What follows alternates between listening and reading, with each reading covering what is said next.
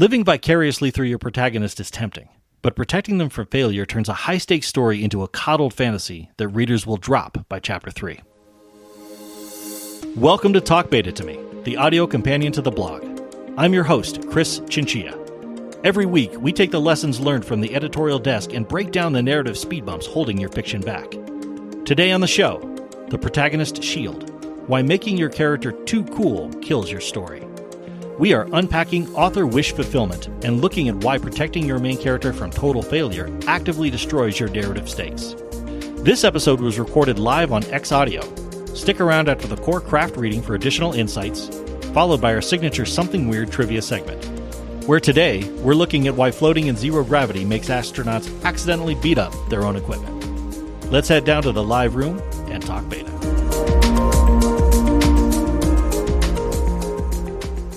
The protagonist shield, why making your character too cool kills your story. Some of the most well-developed manuscripts I've read suffered from one serious problem. The protagonist is a too cool hero who effortlessly navigates a beautiful or devastating world with perfect ease. The hero is a stand-in for the author, who wants to live in the world they've created and be like the stunning fictional heroes that inspired them to write in the first place. The author isn't writing a novel, they're writing wish fulfillment. Symptoms of author wish fulfillment in fiction. A few standout symptoms reveal the diagnosis. Flawless outfits, assassin warrior garb, pretty anime skirts, and regal robes. Witty, effortless banter, one-liners that floor antagonists or derail would-be attackers. The upper hand, no villain ever gets the drop on them. A benevolent universe. The rules of society, tech, magic, or even the universe bend over backward to ensure they look like a genius. The irony is that such heroes dominate the novel and cinematic landscape and inspires the very wish-fulfiller protagonists killing new novels. The difference is that the wish fulfillers aren't badasses. They're weaklings whose authors coddle them from conflict. Case study: The Coddled Protagonist and Unearned Wins.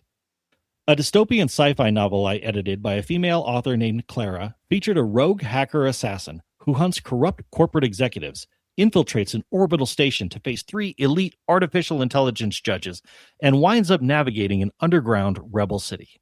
It's a strong concept on paper. The manuscript delivered eloquent prose, atmospheric setting, and dramatic action.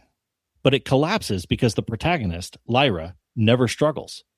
She seeks out ruthless CEOs who exploit low-tier workers, hacks their private security networks with a few casual keystrokes, corners them in their penthouse suites, delivers a scathing speech about their corporate greed, and swiftly dispatches them.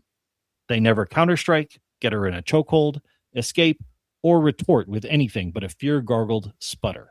Later, when Lyra docks at the orbital station, seeking access to the system mainframe, she confronts 3 AI judges and must win a high-stakes cyber strategy puzzle against them to determine her fate. They oppose her with massive mainframe firewalls, while she operates from a single low-bandwidth terminal near the grid's edge. She wins without ever having built a neural network before. Still later, she finds herself transported to an entirely new undercity with nothing but the clothes on her back, acquires employment because a syndicate broker happens to notice her pretty outfit, remember the flawless outfits noted above? And acquires housing because one of the AI judges sends her money so that she can lease an apartment. Side characters, including the AI judges, credit how independent and impressive she is. But she didn't conquer the town, she was handed everything. Lyra is a sharply dressed assassin who defeats AI judges and molds effortlessly into a new society. The story insists she's impressive, but narrative mechanics prove she is totally coddled. When authors use their heroes to fulfill their every wish, they tend to protect them from adversity and one-upmanship. But a coddled protagonist pushes readers away. Readers don't care about the author or their wishes. They care about the story and their own wishes. They don't want to see a character succeed effortlessly. They want to see the hero struggle ruthlessly. The memoir counterexample: building stakes through vulnerability. The trick of the memoirist is the same as the novelist. The hero must struggle. My client, Marcus, wrote a hilarious yet poignant memoir about working on the grounds crew for a minor league baseball team in the Rust Belt. Pranks and shenanigans fill the pages. One vignette shows the crew engaged in hose wars, sniping blasts of water at each other from behind the outfield wall during late-night tarp pulls. One evening, commotion near the dugout draws the crew together. The head coach has slipped on the slick concrete and severely twisted his knee. As Mac, the field manager, helps him up, Marcus worries whether a suspicion or firing is imminent, and he notices the culprit. The concrete was soaked from a rogue hose spray, and his heart drops into his stomach. Marcus never gives a grand moral speech. The narrative shows us the moment, and the reader feels the guilt. We understand organically that Marcus sees late-night antics have real-world consequences. Far from being the hero, as the memoirist could have easily made himself out to be, Marcus frequently learns lessons the hard way, sometimes funny, sometimes sad. He doesn't win all the pranks, out-argue the field manager, or best his parents in a shouting match. Instead, he often falters, stumbles, and falls, learning lessons only after struggling through the experience, without ever standing on a soapbox and delivering a speech to the readers along the lines of, "I realized that day." Why readers fall in love with character conflict. Let's be honest. We write to live vicariously. We want to create the extraordinary worlds and live alongside the heroes that inspired us to write, like Harry Potter, The Hunger Games, or The Witcher. We want readers to react to our heroes the same way we reacted to those larger-than-life figures, so we make our leads larger than life. Here's the truth, though. Readers don't fall in love with the hero's slick outfits or snappy comebacks.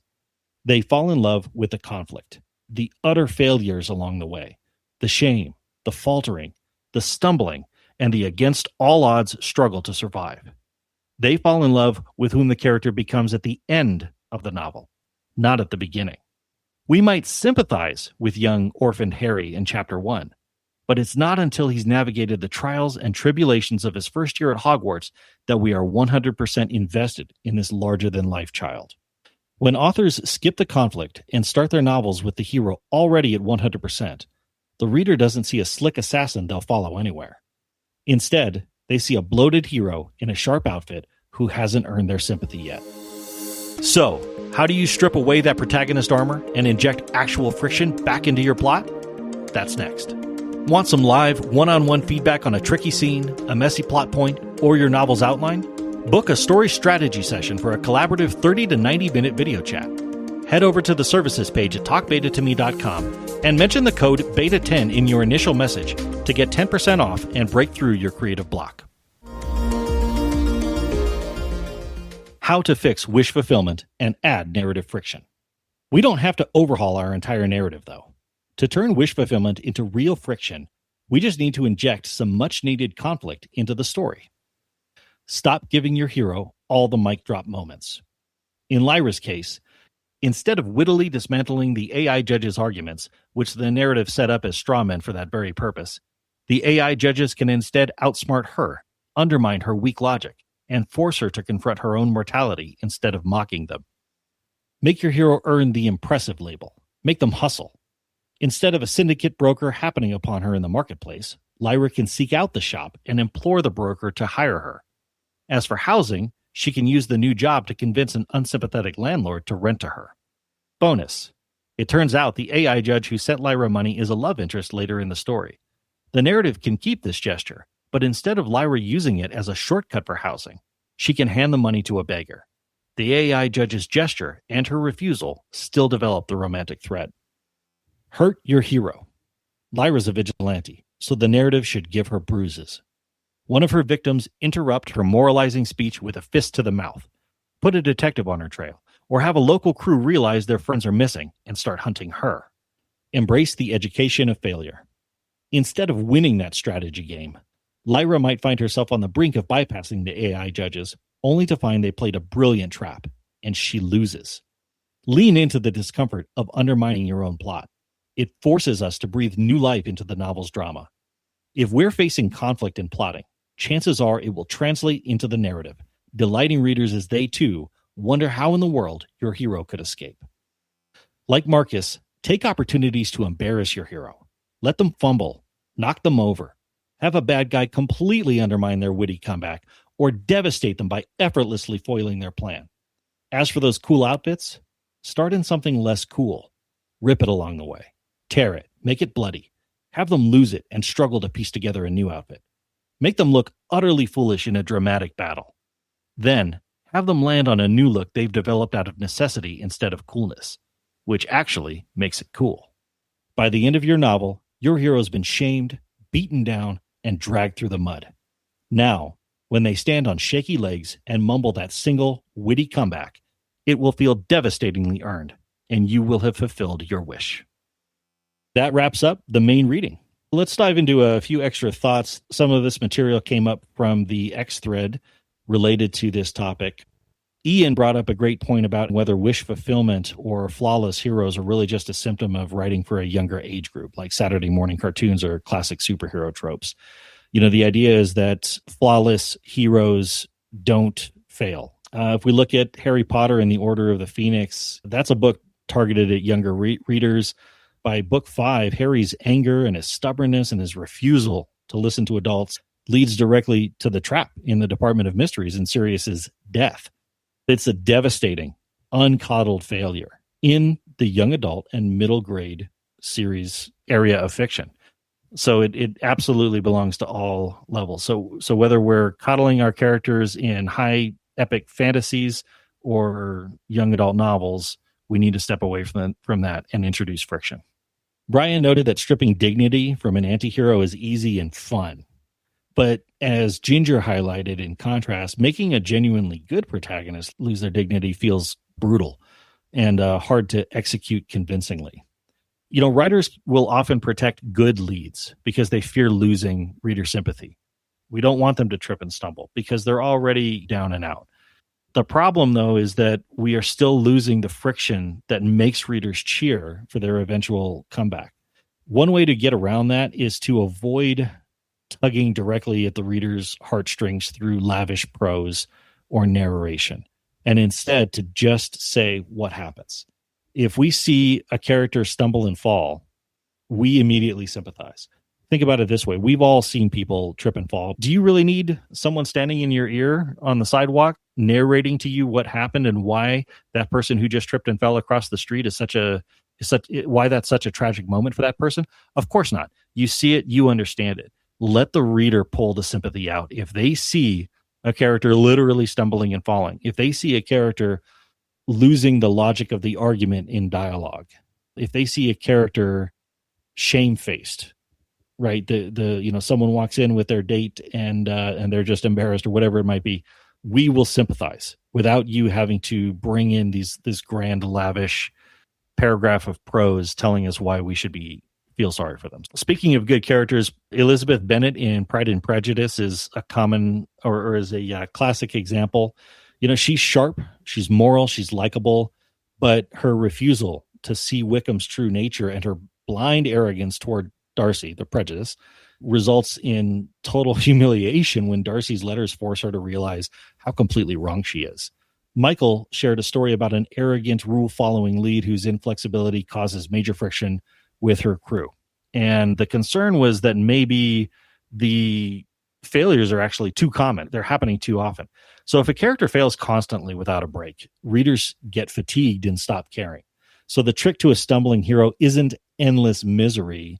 It's giving them occasional micro wins or sudden epiphanies or small moments where they accept a flaw. So the narrative feels balanced. A great example is the book, The Martian. If you've read it, you know that Mark Watney fails left and right. It's 2 steps forward, 1 step back. Sometimes it's 1 step forward, 2 steps back.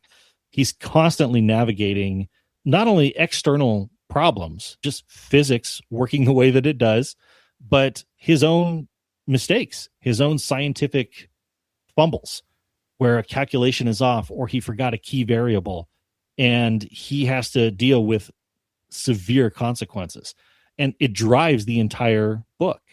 While he stumbles constantly, he also has minor successes constantly, and he gets better and better and smarter so that we can cheer for him. So one final thought, Marie mentioned that she has never put a character through extreme failure or stripped their dignity. Flaws don't always require tragic backstory or massive humiliation. A hero can fumble simple mechanics. They can, if we're talking about a cozy mystery, maybe they follow a dead-end clue.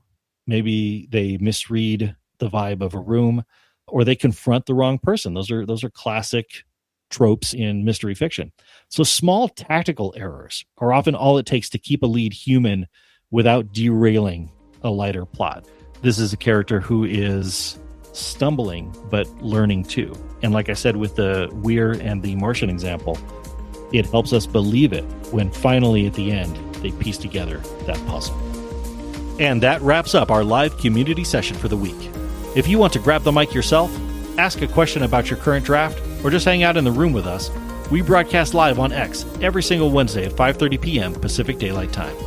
Our next live session is Wednesday, August 12th, and I'd love to see you in the room. Stick around to the end for something weird. If you want to stop guessing if your pages are working and get an objective, disciplined eye on your manuscript, head over to talkbetatome.com to check out my one-pass developmental editing or book a one-on-one story strategy session. While you're there, be sure to check out our weekly blog posts and past episodes just like this one for more deep dives into narrative craft. And don't forget to sign up for the newsletter. Every month, you'll get a roundup of my latest editorial insights, plus an exclusive look at part of a real manuscript showing my actual notes and the exact polishing edits we used to make it shine. Before we go, it's time for something weird. Speaking of dystopian space stations and orbital platforms, let's talk about the physical mechanics of floating in orbit. We always imagine sci-fi heroes drifting gracefully through zero gravity like acrobats. But NASA astronauts quickly learn about proprioceptive drift. Without gravity pulling down on your joints and muscles, your brain literally loses track of where your limbs are in space. Astronauts on the ISS routinely report reaching for a floating tool or a control panel and completely missing it, or accidentally launching themselves face first into a bulkhead because they overcompensated. Real physics doesn't let anyone look effortlessly cool. And if real-world astronauts have to stumble and fumble before they earn their space legs, your protagonist definitely should too. I'm Chris Chinchilla. Thanks for listening. See you next week.